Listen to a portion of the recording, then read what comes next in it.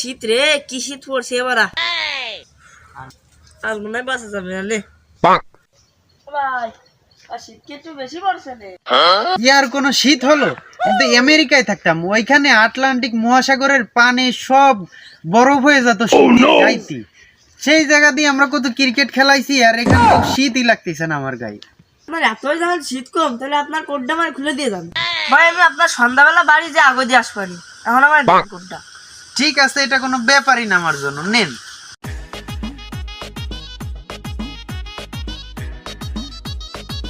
ধন্যবাদ ভাই, যান আপনি এখন। আচ্ছা, আল্লাহ হাফেজ।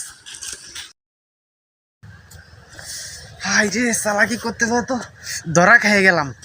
শীত করতেছে তো এখন।